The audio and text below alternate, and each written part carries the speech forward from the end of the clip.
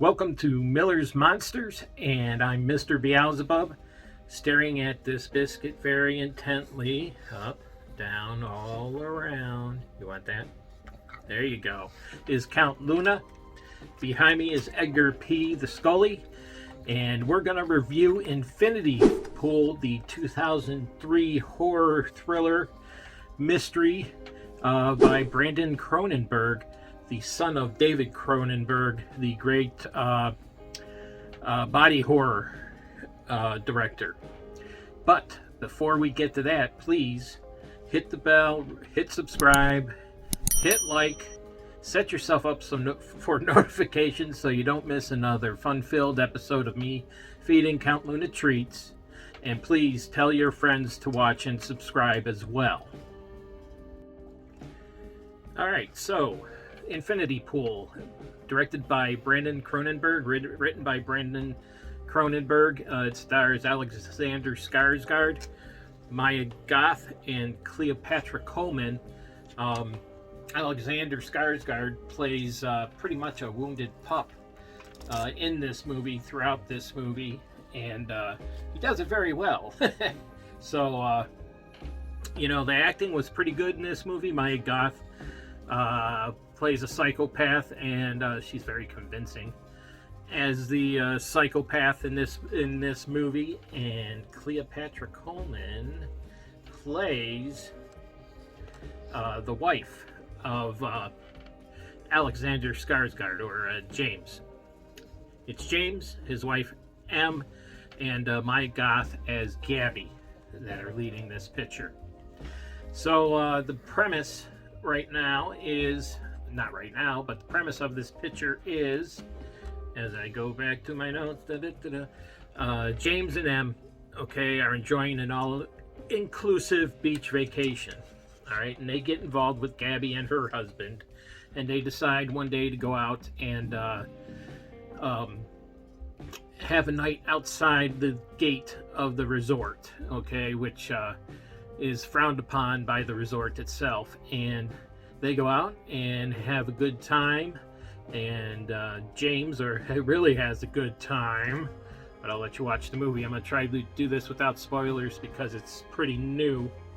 And they're heading back, and this is nothing new here because you saw it in the trailer, and James is driving and hits one of the locals, and so they try to just go back to the resort, pretend nothing happened, but James wakes up to the police at his door, and he finds himself in the police station and guilty of murder.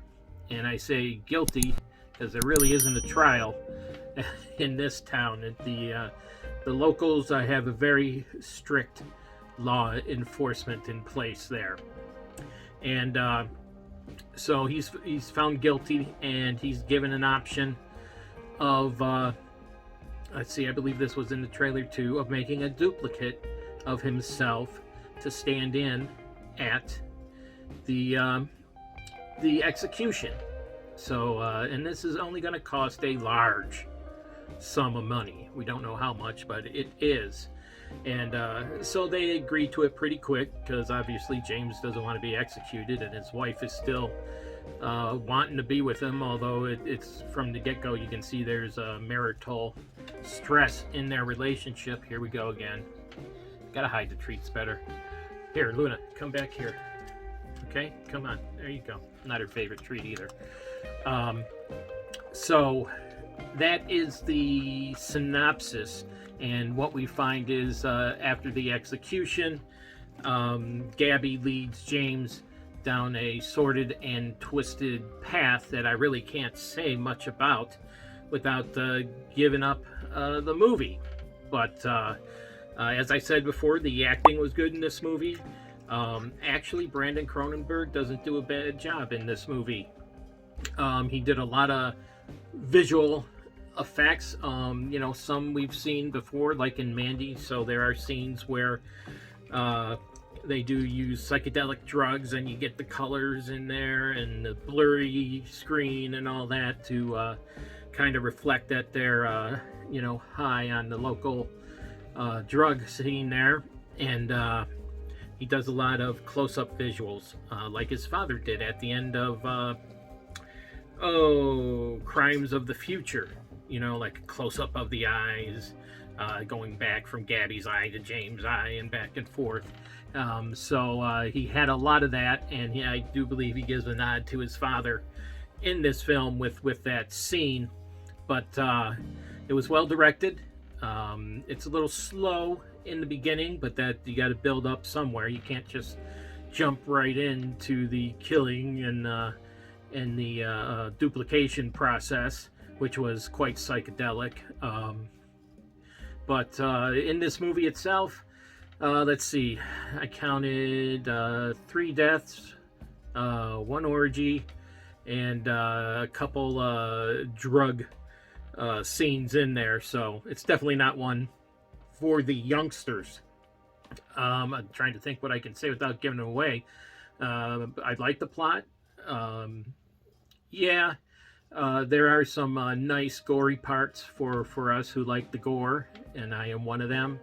There's at least I said 3 of those. So, well, not just with death, but with other things. But it really is a trip. It had me guessing, so I give Brandon credit for that, because whenever I thought I knew what was going on, he'd throw something else in there to get me off that trail and kind of start leading people down another trail, and then that would end, and then there's another trail of crumbs that you follow, and that would end till finally you get to the conclusion. And it looks like I'm near the conclusion of this review.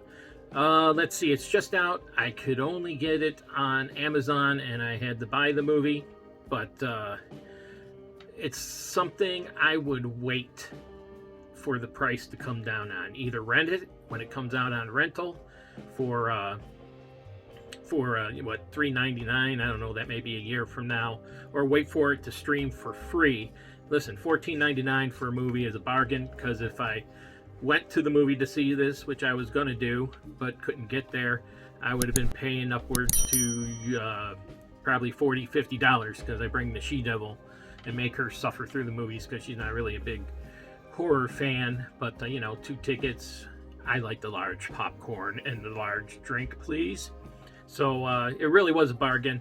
I give it a 3 out of 5. It's a movie. If you're a Cronenberg fan, you might want to add to your collection.